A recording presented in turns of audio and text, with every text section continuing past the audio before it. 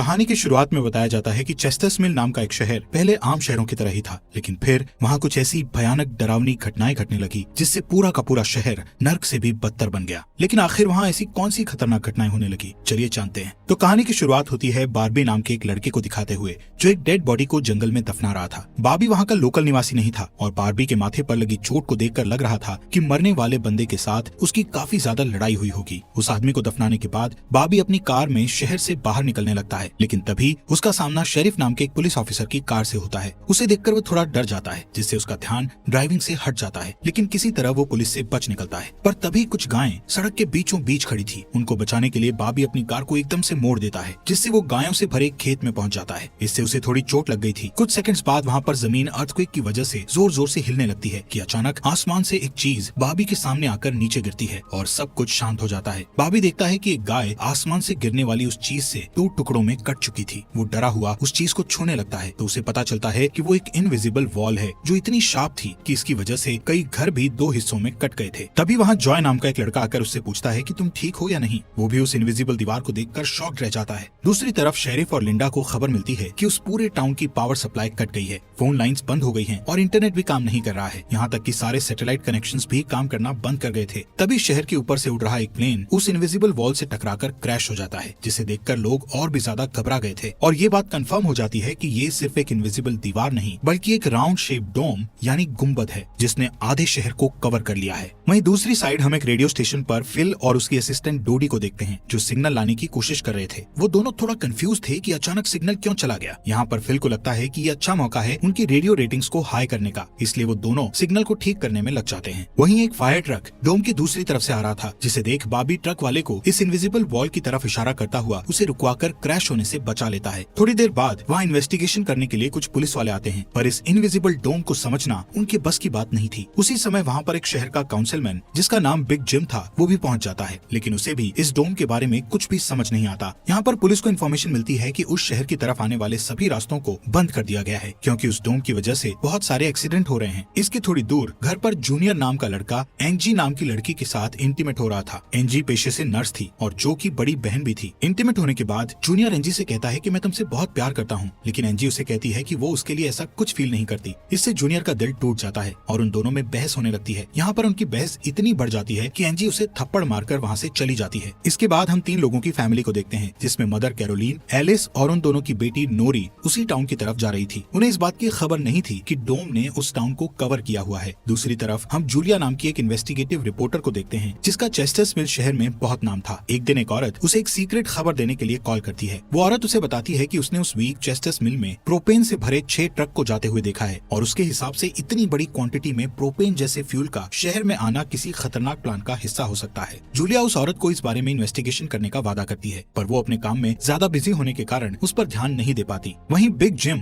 Radio station जाकर emergency की announcement करता है। कैरोलीन जो एलिस और नॉरी के साथ शहर में आ रही थी ये अनाउंसमेंट सुन लेती है, पर उन्हें लगता है कि ये किसी तरह का एडवर्टीजमेंट है, इसलिए वो इस अनाउंसमेंट पर ध्यान नहीं देती और उनकी कार डोम से टकराते टकराते बचती है क्योंकि उससे पहले दूसरी तरफ से आ रहा एक ट्रक डोम से टकराकर क्रैश हो जाता है, जिसे देखकर वो तुरंत अपनी कार की ब्रेक लगा देती है। इतने बड़े इंसिडेंट को देखकर नॉरी के दौरे पड़ने लगते हैं, जिससे वो बेहोश हो जाती है, लेकिन बेहोश होने से पहले वो किसी पिंक स्टार के बारे में कहती है। अब यहाँ से नोरी को जल्दी से हॉस्पिटल में ले जाया जाता है, जो कि टाउन में होने वाली घटनाओं से घायल हुए लोगों से भरा पड़ा था। वहीं जूलिया और बार्बी घायल हुए लोगों को हॉस्पिटल ला रहे थे। इसी हॉस्पिटल में जूलिया का हस्बैंड भी डॉक्टर था। वो उससे मिलने जाती है, लेकिन उस वक्त उसका हस्बैंड हॉस्पिटल में नहीं था। हॉस्पिटल में जूलिया को पता चलता है कि उसका हस्बैंड संडे को कभी काम नहीं करता था, पर वो जूलिया को हमेशा झूठ बोलता आ रहा था। हॉस्पिटल के बाहर हम बार्बी और एंजी को मिलते हुए देखते हैं। दोनों को साथ देखकर जूनियर के अंदर एक अलग सी जलन पैदा होती है। वहीं अब टाउन के बॉर्डर्स को सैनिकों द्वारा सील कर दिया जाता है। बहुत सारे साइंटिस्ट और एक्सपर्ट्स को भी इस अजीबो गरीब मुसीबत का असल कारण नहीं पता चलता, पर कुछ घंटों बाद बिग जिम प्रोपेन के बारे में बात करने के लिए शेरिफ से मिलता है। यहाँ पर उनकी बातों से हमें पता चलता है कि उनको इस डोम के बारे में पहले से थोड़ा बहुत पता था, पर वो इस पर खुलकर बात नहीं कर रहे थे। वहीं बार्बी को उस टाउन में एक दिन के लिए रुकना था, पर उसके पास ठहरने के लिए कोई जगह नहीं थी, इसलिए वो अपनी कार में ही रात बिताने का फैसला करता है। तभी जूनियर उसके पास आता है और उसे एंजी से दूर रहने को कहता है। धीरे धीरे उसकी बात धमकी में बदल जाती है। बॉबी हैरान होता है कि आखिर उसकी गलती क्या है। इसी बीच वहाँ जूलिया आ जाती है, जिससे वो झगड़ना बंद कर देते हैं। यहाँ से सीन शिफ्ट होता है और हम देखते हैं कि टाउन के ऐसे हालात से लापरवाह होकर एक जगह कुछ टीनेजर्स पार्टी कर रहे थे। इनमें जॉय भी था। जॉय एक लड़के से वहाँ के हालात पर बात करने लगता है, लेकिन अचानक जॉय को दौरा पड़ने लगता है और वो पिंक स्टार के बारे में बोलने लगता है, जैसे कि पहले नॉरी ने बोला था। वहीं जॉय की बहन एंजी घर पर अकेली होती है। तभी अचानक उसके घर में जूनियर घुसकर उसको किडनैप करके अपने फादर के टूटे फूटे शेल्टर में ले जाता है। यहाँ पर वो उसे बताता है कि मुझे पता है शहर को कवर किए इस डोम के बारे में। यहाँ पर एंजी को उससे ये भी पता चलता है कि बिग जिम ही जूनियर का फादर है। जूनियर एंजी को ये भी बताता है कि उसके फादर अपनी फैमिली की सुरक्षा को लेकर हमेशा चिंतित रहते थे, इसलिए उन्होंने फैमिली के लिए ये शेल्टर बनाया था। वहीं दूसरी साइड जूलिया बॉबी को अपने घर में ठहरने के लिए लाती है। तभी अचानक बॉबी की नजर उसके हस्बैंड की फोटो पर पड़ती है और उसे रियलाइज होता है कि ये वही आदमी है जिसे उसने सुबह मारा था। दूसरी तरफ लिंडा और शेरिफ सभी व्हीकल्स पर नजर रख रहे थे ताकि कोई भी गलती से इस डोम से न टकरा जाए। तभी अचानक शेरिफ को अटैक आ जाता है और वो वहीं पर मर जाता है। अब यहाँ से हमें सुबह की घटना फ्लैशबैक में दिखाई जाती है, जहाँ बॉबी टाउन में जूलिया के हस्बैंड जो डॉक्टर थे उनसे मिलने आया था। वो उनसे कुछ पेमेंट की बात करता है पर डॉक्टर उसे पेमेंट देने से इनकार कर देता है, जिस वजह से उन दोनों में झगड़ा हो जाता है और एक्सीडेंटली बॉबी उसे गोली मार देता है। बॉबी जानता था कि भले ही उसने उसे गलती से मारा है पर उसे इसकी सजा मिलेगी और इससे बचने के लिए उसने उसकी बॉडी को जंगल में दफना दिया। वहीं प्रेजेंट में सुबह उठकर बार्बी देखता है कि उसके गले की चेन गायब है, तो वो जूलिया से इसके बारे में पूछता है। जूलिया उससे कहती है कि वो उसकी चेन को ढूंढकर उसे दे देगी, पर तभी बॉबी को याद आता है कि वो चेन उस केबिन में ही गिर गया था जहाँ उसने उसके पति को मारा था। उधर जॉय अपने फ्रेंड बेन के साथ था, जिसने पिछली रात सीजर के वक्त उसकी मदद की थी। बेन जॉय से पिंक स्टार के बारे में पूछता है जो उसने रात को दौरा पड़ते वक्त कहा था, लेकिन जॉय को उसके बारे में कुछ भी याद नहीं आ रहा था। वहीं रेडियो स्टेशन में डोडी एक स्पेशल डिवाइस की मदद से डोम के बाहर वाले लोगों से कांटेक्ट करने में सक्सेसफुल हो जाती है। वो सोल्जर्स को आपस में बात करते हुए सुन सकती थी, पर वो उनसे कुछ नहीं कहती। वहाँ सोल्जर्स भी कंफ्यूज थे कि आखिर ये इनविजिबल वॉल क्या है। दूसरी तरफ बिग जिम रेस्टोरेंट में बैठा ब्रेकफास्ट कर रहा होता है कि लिंडा वहाँ आकर उसे शेरिफ के मरने की खबर सुनाती है, जिससे वो लोग तुरंत बंकर में डेड बॉडीज को दफनाने वाले के पास जाते हैं, जिसका नाम लेस्टर था। उधर एंजी शेल्टर में किसी को मदद के लिए बुलाने की पूरी कोशिश करती है, पर वो कामयाब नहीं होती। तभी जॉय वहाँ आता है और उसे चेन के जरिए बेड से बांध देता है। वहीं बिग जिम लेस्टर को अपने साथ लेकर आता है, जो कि शेरिफ का ही दोस्त था। शेरिफ की मौत से वो बहुत दुखी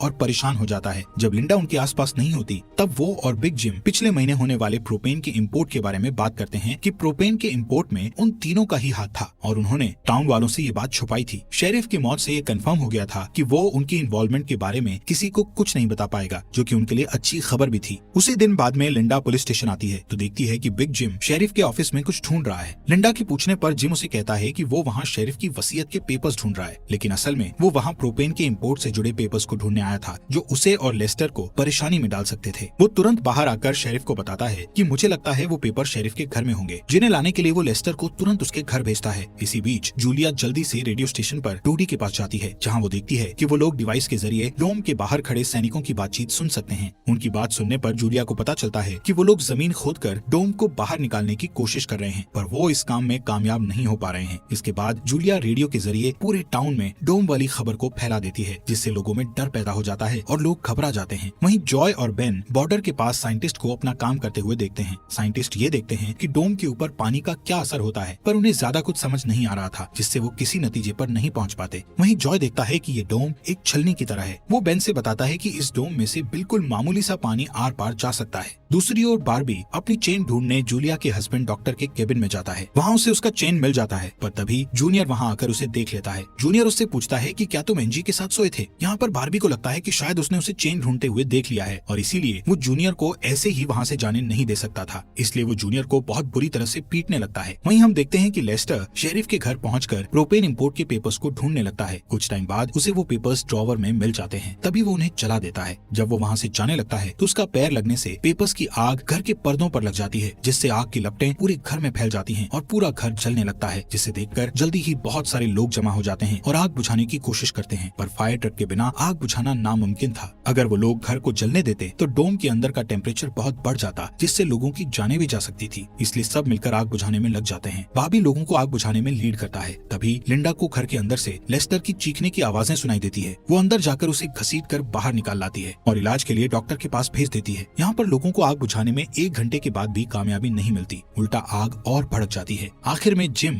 लोडर लेकर आता है और घर को गिरा देता है। तब कहीं जाकर आग शांत होती है। इसके बाद सारे थके हुए लोग इकट्ठा होते हैं। उनमें से पॉल नाम का एक पुलिस वाला फ्रस्ट्रेट होकर कहता है कि हम सभी लोग इस डोम से कभी भी बाहर नहीं निकल पाएंगे, क्योंकि ये डोम आग से जो धुआं निकला है उसे बाहर नहीं निकलने दे रहा। वो कहता है कि हम सभी इस डोम के अंदर ही मरने वाले हैं। इतना कहता हुआ वो हवा में गोली चला देता है, जो कि डोम से टकराकर एक दूसरे पुलिस वाले को लग जाती है और वो तुरंत मर जाता है। यहाँ पर पॉल को अरेस्ट कर लिया जाता है। अंधेरा होने पर जॉय और उसके दोस्त स्केटिंग के लिए जाते हैं। तभी वहाँ पर नोरी जॉय के पास आकर उसे कहती है कि उसे अपना फोन चार्ज करना है। जॉय उसे अपने घर ले जाता है, क्योंकि उसके घर में जनरेटर था, जो कि उस टाउन के गिने चुने घरों में ही था। उधर लिंडा पॉल को जेल लेकर आती है। वहाँ कुछ लोग पुलिस स्टेशन के बाहर प्रोटेस्ट कर रहे थे। असल में वो लोग पुलिस के घटिया सिस्टम का विरोध कर रहे थे। जिम उन सबको ये कहकर शांत करता है कि जरूरत पड़ने पर उन सबकी मदद की जाएगी। लॉकअप में बंद होने के बाद पॉल को हार्ट अटैक आ जाता है, जिससे लिंडा उसकी मदद के लिए दौड़कर अंदर जाती है। लेकिन तभी उसे पता चलता है कि पॉल सिर्फ अटैक आने की एक्टिंग कर रहा था। इसी मौके का फायदा उठाकर पॉल उसे धकेलकर उसे लॉकअप में बंद करके वहाँ से भाग जाता है। इधर बंकर में जूनियर फिर से एनजी के पास जाता है। एनजी समझ चुकी थी कि अगर उसे यहाँ से निकलना है तो उसे जूनियर को झूठे जाल में फंसाना पड़ेगा। इसीलिए वो उससे अपने बचपन की यादें साझा करती है, जब वो दोनों एक बंद टनल में जाया करते थे, और कहती है कि हो सकता है डोम का टनल पर कोई असर नहीं हुआ हो, तो वो लोग बाहर जा सकते हैं। यहाँ पर एनजी सोचती है कि अब वो उसके प्यार के जाल में फंस गया है तो शायद वो उसे छोड़ दे, लेकिन ऐसा कुछ नहीं होता। जूनियर अकेले ही उस टनल में जाने का प्लान बनाता है। वहीं जिम जब पुलिस स्टेशन में आता है तो पॉल की जगह लिंडा को लॉकअप में बंद देखता है। वो तुरंत उसे लॉकअप से बाहर निकालता है। उन्हें पता चलता है कि पॉल अपने साथ एक राइफल और कुछ गोलियां लेकर गया है। लिंडा तुरंत उसकी तलाश में जंगल की ओर निकल जाती है, क्योंकि उसे पता था कि पॉल अक्सर शिकार करने जंगल की तरफ जाया करता था। वहीं जिम पॉल को पकड़ने के लिए एक टीम तैयार करता है। उधर रेस्टोरेंट में बैठी कैरोलीन को नॉरी की फिक्र हो रही थी, क्योंकि वो पिछली रात अपनी दोनों मदर्स को बिना बताए जॉय के घर रुक गई थी। वहीं जिम लोगों से पॉल को तलाश करने के लिए उसकी टीम ज्वाइन करने को कहता है। वो बाबी से भी उनके साथ चलने को कहता है, क्योंकि वो आग बुझाने में अच्छा लीडर साबित हुआ था। इसके बाद वो लोग जंगल में जाने लगते हैं। रास्ते में बार्बी अपनी खूबियां दिखाता हुआ उनसे कहता है कि वो मिलिट्री में भी रह चुका है। वहीं दूसरी ओर जूलिया जूनियर को टनल की तरफ जाते हुए देखती है। वो उसे रोककर पूछती है कि वो बैग पैक करके कहाँ जा रहा है, लेकिन जूनियर बहुत जल्दी में था और वो नर्वस भी था। वो कहता है कि मैं बस यहीं पास में अपने दोस्त से मिलने जा रहा हूँ। इससे जूलिया का शक उस पर और भी बढ़ जाता है और वो उसका पीछा करती हुई टनल तक पहुँच जाती है। उधर जॉय के घर पर जॉय और नॉरी साथ में नाश्ता कर रहे थे। जॉय पहले कभी किसी लड़की के साथ अकेला नहीं रहा था, इसलिए थोड़ा नर्वस फील कर रहा था, जबकि नॉरी कॉन्फिडेंट थी और बातचीत में भी हाजिर जवाब थी। तभी बेन और 2 लड़कियों को अपने साथ लेकर उसके घर आ जाता है, जिन्हें फोन चार्ज करना था। उन्हें इम्प्रेस करने के लिए बेन को जनरेटर यूज करना था, जिसके लिए जॉय बेन को थोड़ी बेदिली से इजाजत दे देता है, क्योंकि उस टाउन में जनरेटर एक बहुत काम की चीज थी और इस तरह उसका मिसयूज करना उसे सही नहीं लग रहा था। उधर जंगल में हम देखते हैं कि सर्च टीम पॉल को ढूंढ लेती है, पर उसी टाइम पॉल एक लड़के की टांग में गोली मार देता है। दूसरा लड़का भी उसे संभालने के लिए वहीं रुक जाता है, जबकि जिम और बार्बी पॉल के पीछे भागते हैं। दूसरी तरफ जूनियर टनल के आखिरी सिरे पर पहुंच जाता है, जहां पहुंचकर उसे पता चलता है कि डोम ने टनल को भी कवर किया हुआ है। वो दीवार के बिल्कुल करीब पहुंच जाते हैं, जिससे उसकी टॉर्च जलने लगती है। तभी जूलिया वहां आकर उसे वार्न करती है। जूलिया को देखकर जूनियर को बहुत गुस्सा आता है, क्योंकि वो उसका पीछा कर रही थी। इस बात से जूनियर पागलों की तरह उस इनविजिबल वॉल को मुक्के मारने लगता है, जिससे जूलिया उसे रोकती है। फिर दोनों बैठकर बात करने लगते हैं। जूलिया उसे बताती है कि अपने पास्ट में की गई एक गलती की वजह से वो जर्नलिस्ट की इस बेकार सी जॉब में फंस गई है। उधर जॉय का घर लोगों से भर जाता है, जो अपनी अपनी जरूरत के लिए उसके जनरेटर को यूज करने के लिए आए थे। एक बदमाश लड़का लोगों से जनरेटर यूज करने के बदले में पैसे वसूलने की कोशिश करता है, जो कि उसका था ही नहीं, लेकिन उसके खिलाफ बोलने की किसी में हिम्मत नहीं थी। ये देखकर नॉरी सब कुछ हैंडल करने के लिए आगे बढ़ती है, पर मामला और भी ज्यादा गर्म हो जाता है। लेकिन इससे पहले कि कुछ गलत होता तभी लाइट ही चली जाती है। नॉरी इस बात से बहुत खुश होती है कि जॉय ने उस बहस में उसका साथ दिया। वहीं जंगल में बाबी और जिम पॉल तक पहुंच जाते हैं, पर पॉल ने अपनी राइफल निकाल रखी थी, जिससे वो जिम को मारने ही वाला था कि तभी पीछे से लिंडा आकर उसे शूट कर देती है। दूसरी साइड कैरोलीन जॉय के घर जाकर अपनी बेटी नोरी से मिलती है। वो नोरी से कहती है कि उसे थोड़ा जिम्मेदार बनना चाहिए। उसकी डांट सुनकर जॉय और नोरी एक दूसरे का हाथ पकड़ लेते हैं, जिससे एक स्ट्रेंज स्पार्क पैदा होता है और उसी वक्त दोनों को दौरे पड़ने लगते हैं। वो दोनों एक साथ किसी पिंक स्टार के बारे में बात कर रहे थे। उधर जूनियर शेल्टर में एनजी के पास जाता है, लेकिन इस बार उसके हाथ में फर्स्ट एड किट थी। एनजी उसके जख्मों पर मरहम पट्टी करती है और चुपके से सीजर अपने पास रख लेती है। वहीं हम देखते हैं कि जूलिया और बार्बी दिन भर की थकान के बाद वापस घर लौटते हैं, लेकिन जूलिया जूनियर की बातें सुनने के बाद से ही बार्बी पर शक करने लगी थी और जब बार्बी नहाने जाता है तो जूलिया उसका सामान चेक करने लगती है। दोस्तों, हमारे फॉक्स एक्सप्लेनर हिंदी चैनल को सब्सक्राइब करना मत भूलना। और आपको ये अंडर द डोम सीरीज यहाँ तक कैसी लगी, इस सीरीज के नेक्स्ट एपिसोड लाएं या नहीं, कमेंट बॉक्स में हमें जरूर बताएं।